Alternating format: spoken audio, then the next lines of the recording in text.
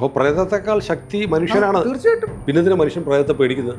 അറിവില്ലാത്തതിനെയൊക്കെ ഭയപ്പെടും. സ്വന്തം പ്രാണന്റെ അംശം കൊടുത്ത് ദേവതയെ അവിടെ കുടിയിരുത്തുന്നു എന്ന് അവകാശപ്പെടുന്നല്ലേ. ഞാനും എനിക്ക് അവകാശപ്പെടാമല്ലോ. എനിക്ക് തന്ത്രം അറിയാം, ഞാൻ ഇതുമേ ഒന്ന് തൊട്ട് കഴിഞ്ഞാൽ ഇതിന് ജീവൻ ഉണ്ടാവും എന്ന് ഞാൻ പറയുന്നത് സ്വന്തം വിശ്വസിക്കുന്നു. അത് പറ്റില്ല.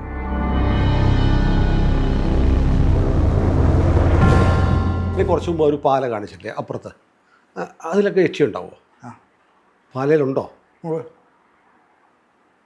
എന്താ അപ്പോൾ അതിനടുത്തൊക്കെ പോയാൽ പാലയിലുണ്ടോ എന്ന് ചോദിക്കുമ്പോൾ എന്തിനാ ഈ അത്ഭുതം പോകുന്നത്? വിഗ്രഹത്തിലുണ്ടെന്ന് വിശ്വാസമുണ്ടോ? ഉണ്ട്.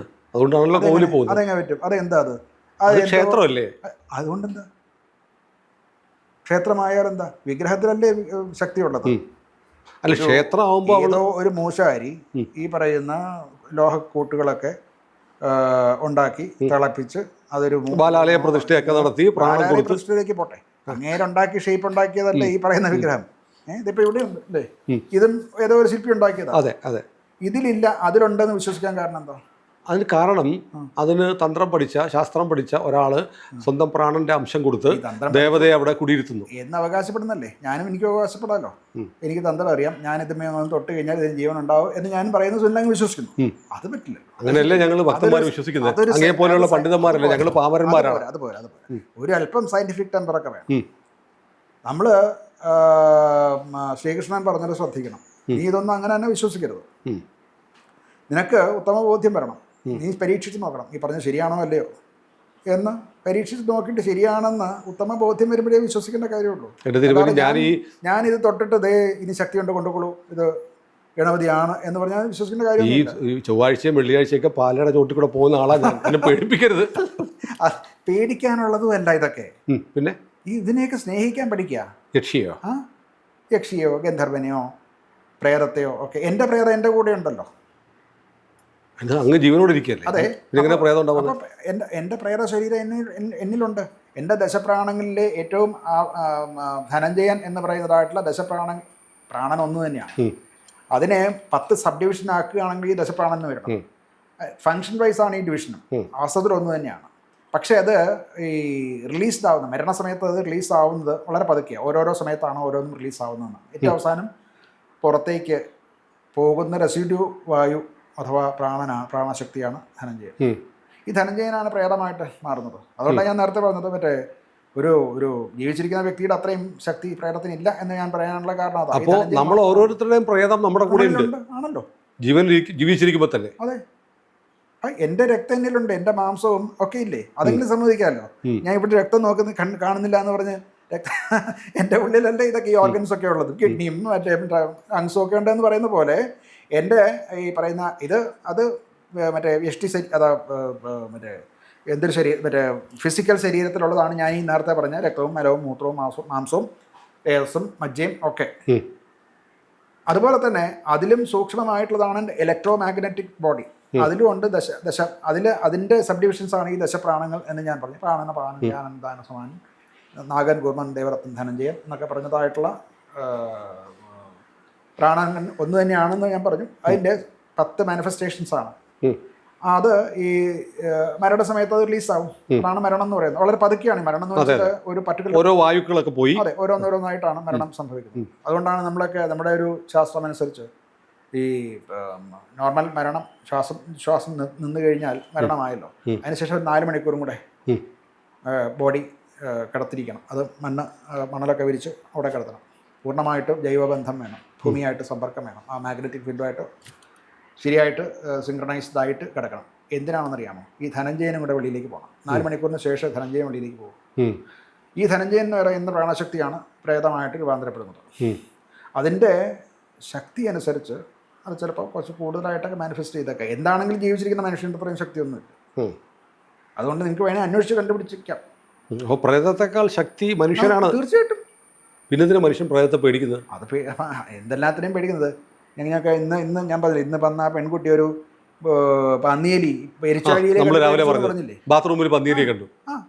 അതിന് പേടിക്കുന്നില്ലേ? അങ്ങനെ എന്തെല്ലാത്തൊക്കെ പേടിക്കുന്നുണ്ട്. കറുത്ത പൂച്ചയെ പേടിക്കും.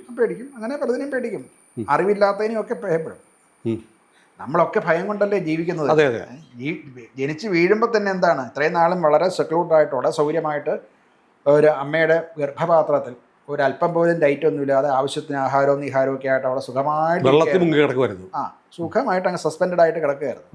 അങ്ങനെ ഇരിക്കുമ്പോൾ ദൈവമാണ് ഫൈൻ മോർണിംഗ് സ്പേസിലേക്കാണ് പോണത്.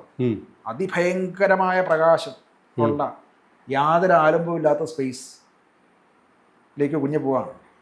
അതിന് കരയല്ലാണ്ട് വേറെ നിവൃത്തിയൊന്നുമില്ല. ഭയപ്പെട്ടു കരഞ്ഞു പോകും. പിന്നെ ഭയമാണ്. അല്ല, ഭയം ജീവൻ രക്ഷിക്കും ഇല്ലേ? ഭയമില്ലെങ്കിൽ നമ്മൾ എന്ത് ചെയ്യും? വൈദ്യുതി പോകുന്ന കമ്പിയെ പിടിക്കും. അല്ല, അത് വിവേകം. വിവേകമാണ്. വിവേകവും വിവേകമല്ലേ. ഈ ഭയം ഇത് പ്രധാന വികാരം ഭയമാണെന്ന് പറയാനാണ് ഞാൻ പറഞ്ഞത്. ഒരു കുഞ്ഞ് ജനിക്കുമ്പം തന്നെ ഭയമാണ്. ആ ഭയത്തിൽ നിന്നാണ് ഇതൊക്കെ ഉണ്ടാവുന്നത്.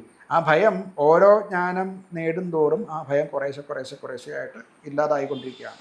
അങ്ങനെ ഓരോ ജ്ഞാനം നേടുമ്പോഴും നമ്മൾ ഈശ്വരനിലേക്ക് എത്തുന്നു എന്ന് പറയുന്നത് ശരിയാണ്. എന്താണ്? ഈശ്വരൻ ജ്ഞാന സ്വരൂപമായതുകൊണ്ട് അതറിയുക എന്നുള്ളതാണ് നമ്മുടെ ജീവിത തത്വം എന്നുള്ളത് കൊണ്ട് ഓരോരോ ഭയങ്ങളെയായിട്ട് ഇല്ലാതെയാക്കി കൊണ്ടുവരണം.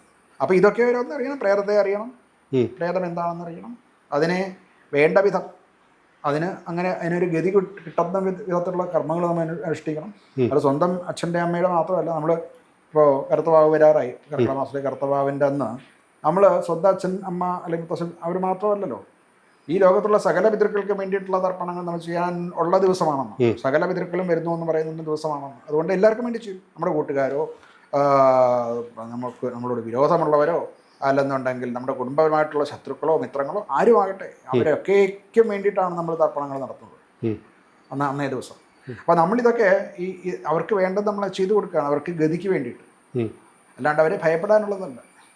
മറ്റേതൊക്കെ ഈ പറയുന്ന താൽക്കാലിക ഭയങ്ങളാണ്. നമ്മുടെ കയറ് കണ്ടിട്ട് പാമ്പാണെന്ന് വിചാരിക്കുന്ന തരം ഭയം ഉണ്ടല്ലോ, അതൊക്കെയാണ് ആ ഭയം.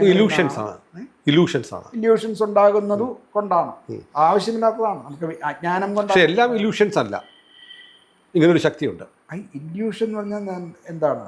ഒരു തോന്നൽ. അതെ, തോന്നൽ ശരിയല്ല. ഒരു വിഭ്രമം അല്ലെങ്കിൽ വിദ്യാകാഴ്ച. തോന്നൽ ശരിയല്ലേ?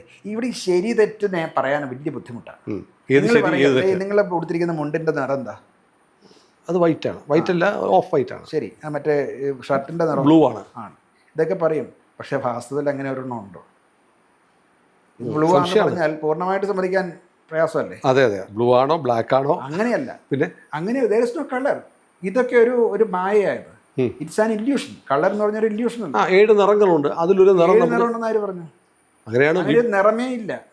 വിബ്ജിയോർ എന്നൊക്കെ പറഞ്ഞിട്ട് പറഞ്ഞ എന്താണ്? ആ നിറങ്ങൾ നമ്മൾ പേരിട്ടിരിക്കുന്നു, എന്നിട്ട് അതിന്റെ ഓരോ ലെറ്റർ എടുത്തിട്ട് വിബ്ജിയോർ എന്നൊരു പേരുണ്ടാക്കി വെച്ചിരിക്കുന്നു. ശരിയാണ്. ഇതെല്ലാം കൂടെ വേഗത്തിൽ കറക്കിയാൽ വൈറ്റ് ആയിരിക്കും, നിറമില്ല എന്ന് പറഞ്ഞാൽ അതിന്റെ അർത്ഥം എന്താ? നിറമില്ല. Colour at all. എഗ്രീഡ്. ശരിയാണ്. കളറും നിറവും പ്രകാശവും പ്രകാശമില്ലായ്മയും മാത്രമേ ഉള്ളൂ.